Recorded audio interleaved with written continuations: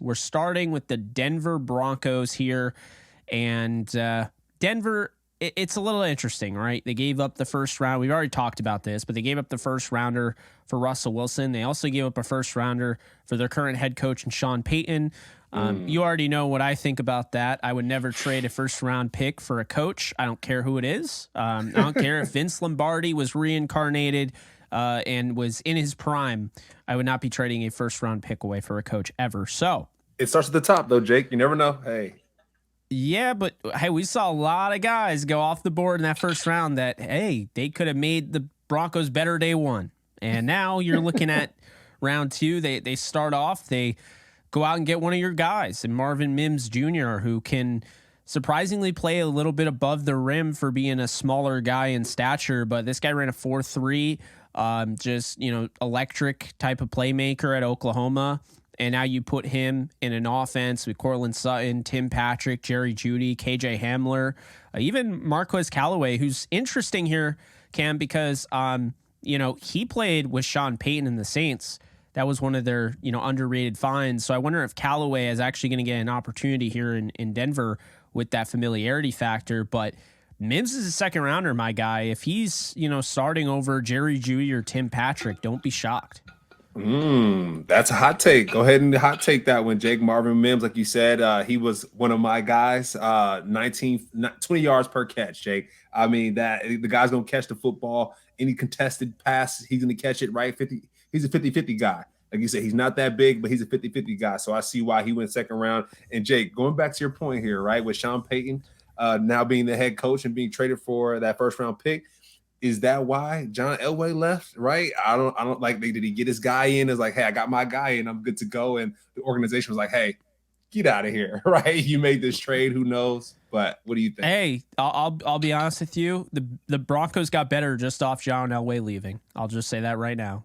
Okay. And then Sean Payton. So do you not think the Broncos are going to get better with Sean Payton coming and stepping in? It's not necessarily anything against Sean Payton. It's that I didn't like the first round pick, but I think Payton is a good coach. I think he's a tad overrated, right? But I think he's a good coach. He's won a Super Bowl. He's been in big games. He has that experience, and the hope is they're bringing him in that he can, try to make something out of nothing with Russell Wilson, because last year was nothing, right? Can we get that Super Bowl winning quarterback? Can we get that Hall of Fame quarterback to show up? Because if not, then we're going to have to pivot to Jarrett Stidham, my friend, or Ben DiNucci from the sounds of it. Yeah, and another thing too, Jake, I will say, playing with the Buccaneers, played against Sean Payton. He's an excellent coach. He's torched me, right? I play defense and special teams. He's torched me single-handedly. So it's nothing but respect going to Sean Payton's way. One thing I do know, Nathaniel Hackett, being a first-time head coach going to the Broncos is tough. I was with Nathaniel Hackett at Syracuse. He was the offensive coordinator. He might be a better coordinator than head coach. We'll find out if he gets another chance a little bit later. But I do think success starts at the top.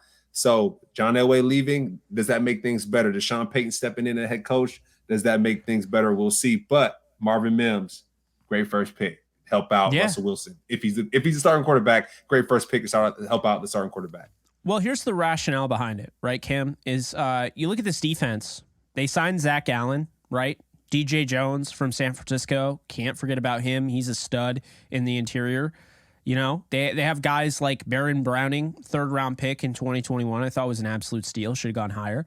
Josie Jewell. Alex Singleton, who played very well in Philly. You add Drew Sanders, who we'll be talking about in a minute. Woo. Randy Gregory, who they paid. Patrick Surtain, who's one of the best corners in all of football. Kawan Williams, nickel corner. You got guys like Damari Mathis out of Pitt, fourth rounder last year. Feel good about him. Justin Simmons, Kareem Jackson, Caden Stearns. Chubb isn't there anymore, unfortunately. Chubb is gone, yes. So what I will say, and last year's second round pick, Nick Benito, can't forget about him. So what I will say is that there's a lot going on in that defense, right?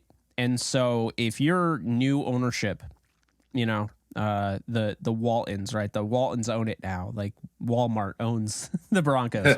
No big deal. But yeah.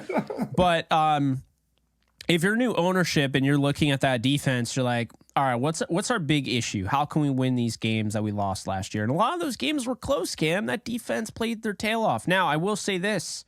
Giro Evero is a big reason. And he's out. and Vance Joseph's in, who I will say is not anywhere near as good of a coach as Giro Evero. I'll stand by that. I think Evero is one of the up-and-coming guys, and I don't think he had any interest based on last year being friends with Hackett. I just don't think he liked where things went, so he's out.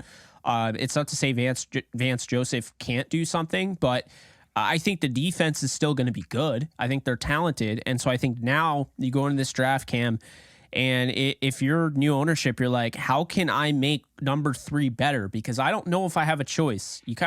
He's like when A-Rod signed that second deal with the Yankees. Like, they had to play him regardless of how they I mean, he's a Hall of Famer.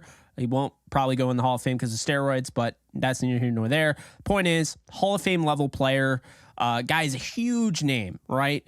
And that second contract comes in, and now the Yankees are stuck. They got to play him, right? And then we've seen this many times. You got to play the bigger name, the guy who's making the money. And it's like, even if Russell Wilson's struggling, it might be a minute before they switch to a guy like, DiNucci or Jarrett Stidham. And that's the intriguing thing here with Russell Wilson. So that's where did he have a good year last year? Yeah, no. That's where Sean Payton steps in, I think. That's where Sean Payton's like, all right, Russell, you had a bad year last year, but we know you're a Hall of Fame quarterback. You're a championship quarterback. Let me get you right. I coached Drew Brees. I had some time off. Let me step in for that. So that's what we're hoping for, Jake. Let me get you a weapon right off the rip. Just show you, hey, we're committed to you. We're not drafting no quarterback, right? Yeah. I mean, hey, pick 63, Will Levis wasn't there anymore, but I mean, maybe they could have traded up and gotten him if they wanted him. You know what I mean? I don't know for a fact because I'm not looking at the entire draft, but I'm pretty sure what's his face was there, Hendon Hooker, who probably would have fit the offense. So they made the decision to stand by Russell Wilson and say, you know what? We got Sean Payton for you. We got Sean Payton for you. We got Marvin Mims for you. But we can't neglect the defense because defense matters. You're a linebacker. Drew Sanders, best linebacker in this draft. What a pick for Denver. The fact he fell to 67 is ridiculous. I had a first-round grade on him. Yeah, he was at Alabama before. He plays like he was at Alabama before, Jake. Talk about exciting linebacker, bro. Seeing him, it's like anytime the ball snaps, like a big play is going to be made. I was like, do I like him? Do I not like him? We'll see. And then just watching him, I'm like, whoa, he's slamming people, Jake. He's tackling people behind the line of scrimmage. He's picking the ball off. Really like Drew. Really good athlete. Kind of a hybrid. And I think we saw a lot of hybrids this year, not just straight up inside linebackers, thumpers, old school thumpers, more like, we talked about with Herbig, right? At Wisconsin, another guy where it's like, this guy can play off ball linebacker, but he also has a thing or two off the edge. And so I think Drew Sanders is another one of those guys that, he's going to give Vance Joseph a pass rusher, but also somebody that can, push Josie Jewell, can push Alex Singleton, and maybe get in that starting lineup. So I also really like 2020 5th-round pick Justin Sternad, obviously from a few years ago. So, I mean, I like the Broncos never cease to amaze me with their linebackers. I thought Jewell fell, when he fell to the 4th round in 2018, I thought he was good value. Baron Browning, who I brought up, 3rd-round pick. I had a first-round grade on him. He was my 2nd overall linebacker in that draft. No idea how he fell so far. And I understand it's a 3rd round, but this is great value for Drew Sanders. And then they go out and they get a guy who I had as a 4th-round grade, but I actually love this pick in Riley Moss. We talked about him. He's one of my guys. And, I think he could start day one, Cam. I understand there are people that want to convert him to safety, but I think they drafted him to compete at corner. And I think he's got a chance to push Damari Mathis. I'm not saying he will, get that job over him, but that's a 3rd-round pick. That's a high pick for a corner that might not, if you're going to say he doesn't play, that's pretty high pick to select when you're talking about a team that didn't win many games last year, So I really like Riley Moss, just really athletic corner that can kind of, stick with guys and just really instinctive. And I think when you add him to that secondary that already has so much talent, it's just a matter of, making the room better, man, and I think that's what they're doing with that pick. Yeah, I mean, you already got Patrick Surtain, right? Damari Mathis and Quan Williams. So Riley Moss, Jake, I really enjoy watching him, my guy. I think one of my notes for him was like, plays like a receiver at defensive back. Anytime the ball's in the air, it's like, it's my ball, guy. You're throwing to me, but he's wearing a different jersey. So Riley Moss, really liked him. I know we always talk about this. play special teams. He's effective in that space as well, can return. So Riley Moss, great pick, Jake. The Broncos, so far they don't have many picks. It looks like they have about 5 picks here in the draft, but they're hitting pretty much on most of these picks. So it's looking really nice for them. And you can say that they hit on Sean Payton as well. Or can you not, right? They traded up some first rounders. You said they didn't hit on Sean Payton. So, that might affect their draft grade. I mean, I don't think trading a first for a coach is worth it, but that's just my opinion. I don't want to necessarily look at it like that hurt the draft.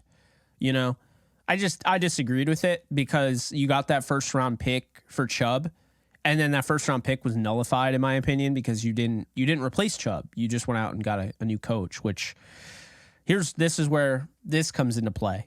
You go out and you get Sean Payton. Did you go out and get Sean Payton because no one else wanted to coach here because of how, the question marks, who's going to even own this team? What happened? Hackett has a lot of friends around the league. I mean, he's a well-known and likable guy from what I was told. And it did kind of rub some guys the wrong way. And I think it's why Evero wanted no part of it. I think it's why a lot of these guys, like there was talk about D'Amico Ryans, being in play, and he chose the Texans. So yeah, it's fascinating because was this a desperate trade? Was this to get Sean Payton because they didn't think anybody else was going to take this job, and Sean Payton's coming out of retirement, sees Russell Wilson, opportunity to put himself back in good graces with the league, or what was this? And so I think it's neither here nor there. I mean, I don't agree with the first round pick, even if it's for Sean McVay, as much as I'm being honest with you. So yeah, no, that's real, because he could be a Sean McVay right later in Sean's career. This Sean Payton, Sean McVay, like that legacy, it could be similar. What I would say, Jake, is when it comes to the head coaching position, there's a lack of black head coaches in the NFL. So it's tough to hear like, hey, no one wants to coach that, right? Because you got your D'Amico, you got some of these young and aspiring coaches that deserve those positions, but don't get them. So it's tough to hear that, but what I will say is I do think having a great head coach like Sean Payton is going to not only affect the gameplay, but it's going to affect the whole sporting community in general. I think a head coach can last a little bit longer than a first round draft pick. First round draft pick it's NFL, my man. It's not for long. And I do think a head coach that value might be there. It can change. I think it's going to change a lot. And I like it. I like that pick. So I got the Broncos. I know we got some more picks here, but I got the Broncos as a B+. I like what they did with Sean McVay, and I kind of like what they jumped into with their first 3 picks so far. Yeah, it's tough with them because they only have 5 picks. But I would say their first 4 picks out of 5, I mean, all guys I could see starting. I really like JL Skinner. I don't think he's somebody to sleep on out of Boise State. Once again, I love how Boise State Broncos always end up finding their way to the Denver Broncos. Like, it never fails. Right. So I'm going to give it a B just because it's hard for me to give it a B+ when you only had 5 picks, but I thought they did a nice job. Alex Forsyth is a solid pick in the 7th, not anything to go crazy about, but maybe he's a developmental center there. Yeah, I thought it was a good draft. I mean, I'm not going to sit here and grandstand it. You only had 5 picks, and you traded a first rounder away for Sean Payton, and one of the other first rounders were traded for Russell Wilson. We don't even know what's going to happen with him this year. So it's just one of those, it's a B now, but down the road, this could be a really good draft. I mean, if you get 3 like really high end starters, then this changes, obviously. Yeah, and then even going, back to your JL Skinner piece. I mean, my man 6'4", 220, right? Playing safety, linebacker. Like, I'm gonna have him cover, Jake. Go ahead and go cover somebody because you're that dangerous. And then maybe come in and blitz as well. That DB room is going to be insane. The linebacker room is going to be insane just from these picks here. I see hit a 83% coverage grade on PPF. So that's daggone impressive. The defense got better.